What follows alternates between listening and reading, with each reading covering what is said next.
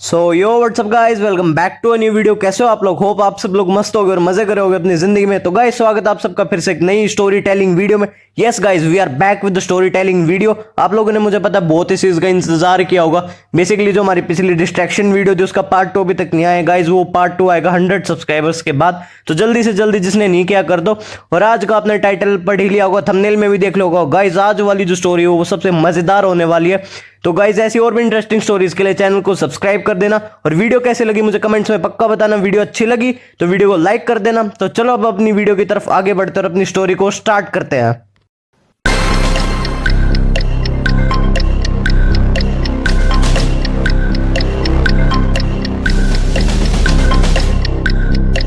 तो दोस्तों अपनी कहानी चालू होती है कलानौर नाम के डिस्ट्रिक्ट से, जो कि हरियाणा में स्थित है, जो कि बेस माना जाता है पंजाबियों के रहने के लिए, कि हरियाणा में सबसे ज्यादा पंजाबी कलानौर में ही मिलते हैं आप लोगों को। तो आज की अपनी ये कहानी भी वहीं पर रहने वाले रमन सहगल नाम के लड़के पर है, जो कि काफी अच्छा बच्चा था और पढ़ाई में भी काफी अच्छा इंटेलिजेंट स्टूडेंट था वो। और रमन ने जस्ट अभी अपनी बीकॉम कंप्लीट ही की थी दिल्ली यूनिवर्सिटी से, और कंप्लीट करते ही उसने डिजिटल मार्केटिंग कोर्स में एडमिशन ले लिया, क्योंकि उसका इंटरेस्ट हमेशा से उस साइड बहुत था। उसे सोशल मीडिया मैनेजमेंट काफी अच्छी लगती थी और रमन ने जल्द ही अपना कोर्स भी कंप्लीट कर लिया। और रमन को बहुत ही अच्छा पैकेज मिला एक कंपनी से, लेकिन वो वहाँ ज्यादा देर टिक नहीं पाया, क्योंकि रमन को किसी के अंडर काम करना मतलब उसे अच्छा नहीं लगता था कभी भी, डेली बॉस की चिक चिक चिक चिक सुनना। तो इसलिए रमन ने वो जॉब भी छोड़ दी और मार्केटिंग लाइन में, टीचिंग लाइन में उतर आया अपने रमन। और फिर उसके बाद रमन ने टीचिंग स्टार्ट कर दी मार्केटिंग लाइन में ही। वो सबसे पहले दिल्ली की बड़ी बड़ी यूनिवर्सिटीज में पढ़ाते थे बच्चों को मार्केटिंग, और उसके बाद वो अपने घर वापस आ गए कलानौर अपने पेरेंट्स के पास। क्या वो अपने पेरेंट्स के पास रहने का डिसाइड कर चुके थे। तो वो जैसे ही वापस आए उनकी जॉब काफी अच्छी लग गई रोहतक में डिजिटल मार्केटिंग इंस्टीट्यूट में। एक रमन की लाइफ काफी अच्छी चल रही थी और रमन जो है वो डिवोटी थे अपने गुरु जी गुरनूर सिंह ढिल्लों के, जो कि काफी जाने माने हैं सिखों के गुरु जी। और काफी लोगों ने पूछते हैं उनके सत्संग में, ब्यास में, और वो काफी डिवोटी था उनका। हर महीने वो उनके ब्यास में जरूर जाता, हर हफ्ते अपने जो कलानौर में सत्संग घर है उनमें जाता, उनके हर सत्संग में बैठता, उन्हें सुनता, मन की शांति की प्राप्ति करता। उनके घर वाले भी काफी खुश थे उनसे और उनकी फैमिली काफी खुश और शांत स्वभाव की थी, और वो मतलब काफी अच्छे से रहते थे। लेकिन कहते हैं ना कि किसी को तुम्हारी खुशी पसंद नहीं आती, ऐसा ही कुछ किस्सा था रमन के पड़ोस में रहने वाली आंटी का, जो कि इनके घर के बिल्कुल पीछे रहती थी। वो आंटी काला जादू, जादू टोना में काफ़ी एक्सपर्ट थी और वो बहुत ज़्यादा काला जादू करा करती। उनसे उनकी खुशी बर्दाश्त नहीं होती थी रमन के घर की, क्योंकि रमन एक अच्छा लड़का था, काफ़ी पढ़ा लिखा था, ऑनेस्ट था, लेकिन उनसे कभी उनकी खुशी बर्दाश्त नहीं हुई। तो एक दिन आंटी जी ने क्या करा, उन्होंने करा काला जादू। काला जादू से का आत्मा को उन्होंने उठाया, मतलब कहने का सेंस, एक हवन करके उन्होंने काला जादू करा और एक आत्मा को उत्पन्न किया और उनके घर पे छोड़ दिया कि इनकी सब सुख शांति जो भी इनके घर में है वो सब चली जाए, सब चला ही जाए उनके घर से। फिर उसके बाद धीरे धीरे रमन के घर में पैरानॉर्मल एक्टिविटी स्टार्ट होगी। एक रात क्या हुआ, कलानौर में रमन अपनी बहन के साथ टमाटर लेने निकला। उनकी मम्मी ने उन्हें 50 रुपये दिए, बोले जाओ तुम टमाटर ले आओ मार्केट से। रमन गया, मार्केट बंद हो चुकी थी कलानौर में, रात के टाइम पे मार्केट्स बहुत जल्दी बंद हो जाती। रमन वापस आ गया, उन्हें कुछ नहीं मिला, वो पैसे फ्रिज पे रखे ऊपर चला गया अपनी बहन के साथ घूमने। उनकी मम्मी ने पूछा कि पैसे कहाँ पर रखे हैं, तो वो बोले फ्रिज पे, बट वो पैसे वहाँ पर नहीं थे, वो पैसे गायब थे। वो पैसे गायब होते उनकी मम्मा ने सोचा कि चलो 50 रुपये ही थे, उन्होंने रख लिए होंगे, बट उन्होंने मना करा कि हमने ये पैसे नहीं लिए। तो तभी उन्हें हुआ कि चलो छोड़ो 50 रुपये की बातें, तुम ही ने रख लिए होंगे कहीं। लेकिन जस्ट उसी के 1-2 दिन बाद उनकी अलमारी से, उनकी लॉकर से 3000 रुपये चोरी हुए, सीधे 3000, जबकि वो सारे घर के अंदर ही थे, कोई घर में नहीं आया। उनके सारे सीसीटीवी चेक हुए बट कहीं पर नहीं मिले, लॉकर से सीधा 3000 रुपये गायब। उसके बाद उनकी फैमिली थोड़ी थोड़ी टेंशन में आनी चालू हुई, और हद तो तब होगी जब उससे अगले दिन, जब रमन, उसकी मम्मी और उसकी बहन सत्संग घर में थे कलानौर में, तभी उनके दादाजी चेयर पे बैठे हुए थे कमरे में अकेले। नवंबर का महीना था, ठंड का टाइम था, फैन भी नहीं चल रहा था, कमरे में कोई फर्नीचर भी नहीं, जस्ट चेयर पे बैठे। उसके दादाजी ने 5000 रुपये अपनी जेब में डाले और डाल के बैठ गए चेयर पे, और क्या वो जेब से 5000 रुपये ही गायब उनकी जेब से। तो तभी दादाजी शौक हो गई कि ये 5000 कहाँ पे गए। जैसे ही रमन सत्संग घर से वापस आए, उन्होंने उन्हें सारी बात बताई कि ऐसे ऐसे हुआ, चोरी होगी मेरे जेब से। तभी रमन को डाउट हुआ कि कुछ हो रहा है, 50 रुपये हमारे भी चोरी हुए, 3000 लॉकर से चोरी हुए, और अब सीधा 5000 चोरी। तो तभी उनकी दादी जी ने क्या किया, उन्होंने उसी रात बिल्कुल पैरा देते हुए उन्होंने क्या करा, कैमरे के आगे कपड़े में लपेट के अपने पैसों को और वॉशिंग मशीन में डाल दिया रात को कि अब करो, कौन चोरी करेगा। तो क्या हुआ कि सुबह तक उन्हें वो भी नहीं मिले। सारी रात उनकी दादी ने वॉशिंग मशीन के पास बैठी रही, कैमरों में भी कुछ नहीं आया।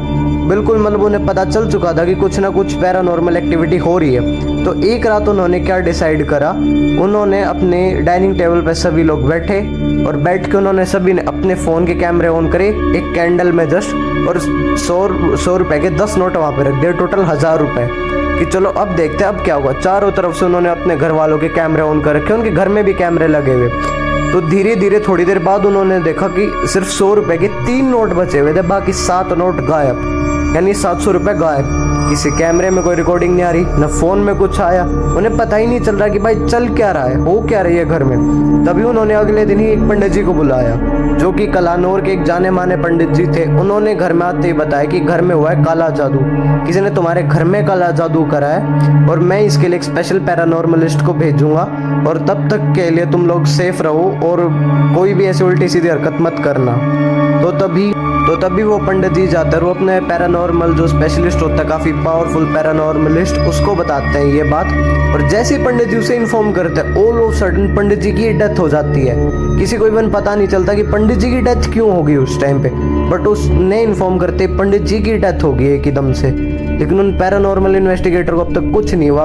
और जैसे वो पैरानॉर्मल इन्वेस्टिगेटर ये केस ठान लेते हैं करने का, तभी उनके साथ भी धीरे धीरे अजीब एक्टिविटीज चालू हो जाती हैं। जो वो पैरानॉर्मल इन्वेस्टिगेटर थे वो रहने वाले थे भिवानी, उन्हें भिवानी से आना था कलानौर। अब कलानौर आने के लिए जैसे उन्होंने अपनी गाड़ी निकाली, उनकी गाड़ी का टायर पंचर हो गया, कम से कम भी 10 से 15 बार उनकी गाड़ी का टायर पंचर हुआ और इस वजह से वो वहाँ पर पहुँच ही नहीं पाए, वो वापस आ गए। तो तब जो वो आत्मा थी वो तब पहली बार सामने उनके आई और उन्होंने उन्हें पैसे दिए, नोटों के बंडल दिए 500 के, कि ये लो तुम ये पैसे रखो, बट तुम अब वापस मत आना कभी भी उस घर की तरफ। और जैसे वो पैरानॉर्मल इन्वेस्टिगेटर ये बात सुना, उसने वो पैसे फेंके कि मैं तो उस घर की साइड आऊँगा, बिल्कुल आऊँगा, दम में तो मुझे रोक के दिखा दो। और तभी वो अगले दिन फिर से अपनी बाइक लेके निकलते, क्योंकि गाड़ी के टायर में हो चुका था पंचर बिल्कुल भयानक सा। तो अपनी बाइक लेके निकलते, लेकिन उनकी बाइक खराब उसी दिन। और उसके बाद क्या हुआ, धीरे धीरे घर वालों को वो पैसे वापस मिलने लग गए। कभी छत से गिर रहे थे, कभी उनके पैरों के नीचे आके मिल रहे थे। तो धीरे धीरे जो पैसे चोरी हो रहे थे उन्हें वापस मिलने चालू हो गए। तो वो कहता कि लोग तो मैंने इन्हें पैसे वापस दे दिए, अब तुम इनके घर पे मत आना। तो बोला ऐसे कैसे, क्यों नहीं आऊँ, मैं तो इनके घर पे आऊँगा, बिल्कुल आऊँगा। और जैसे वो इनके घर पे आने के लिए निकला, उसकी बिल्कुल स्कूटी फिर से ख़राब उस दिन। उसके पास 3 ही थे, गाड़ी बाइक स्कूटी तीनों ख़राब। तो उस रात भी बिल्कुल रमन की फैमिली ने बहुत मुश्किल से निकाली। और नेक्स्ट डे वो ऑटो और बस में आया, वो पैरानॉर्मल इन्वेस्टिगेटर भिवानी से आने वाला, और जिस ऑटो में आया इवन उसके भी 5 बार पंचर हो चुके थे। तो आप देख सकते हो कि किस लेवल पे वो डोमिनेट कर रही थी आत्माओं से। तो पंचर हुए और वो बस पकड़े, कलानौर बस स्टैंड पे पहुंचा और वहां से रमन उसे अपनी बाइक पे बैठा के घर लाया।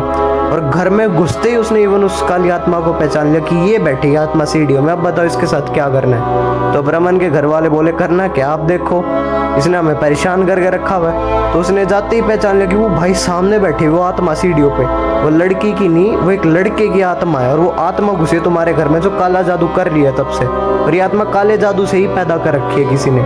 और उसने घुसते ही ये सारी चीज़ें उन्हें बताई कि ये आत्मा उस आंटी ने पैदा की अपने काले जादू से।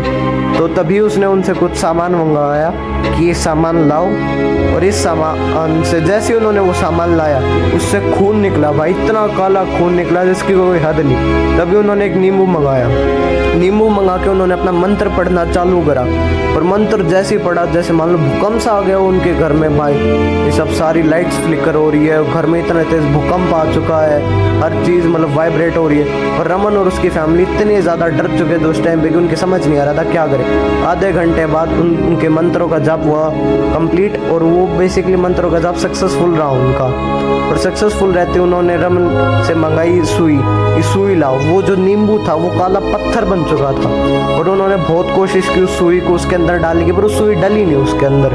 इवन वो सुई कभी कभार उस इन्वेस्टिगेटर के हाथ में लग के उनके हाथ में खून आ गई सुई लग के। फिर जैसे तैसे उन्होंने उस सुई को उस नींबू में डाला, जैसे ही उसके अंदर डाला वो काला खून इतना निकल गया है नींबू से, इतने छोटे नींबू से इतना खून निकल गया है जिसकी कोई हद नहीं। और फिर उसी नींबू को ले जाके उन्होंने एक यज्ञ करके उस नींबू को बिल्कुल भस्म कर दिया, उस आत्मा को, कि वो कभी ना रहे। लेकिन जाने से पहले उन्हें ये पक्का बता दिया कि ये करने वाली तुम्हारे पड़ोस की है, जिसने काला जादू करके इसे जगाया है, जिससे तुम्हारी खुशी बर्दाश्त नहीं हो रही थी।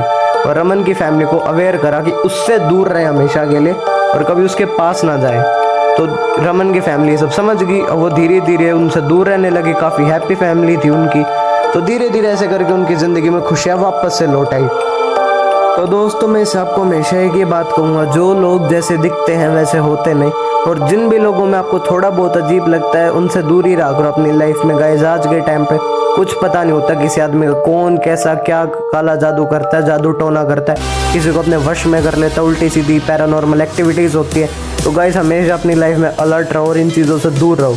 तो आज का मोटिव बस यही था इस वीडियो को बनाने का। तो मिलेंगे आपसे नेक्स्ट स्टोरी टाइम वीडियो में, तब तक के लिए बाय गाइस, स्टे ट्यून्ड, मिलेंगे नेक्स्ट वीडियो में, तब तक के लिए बाय गाइस।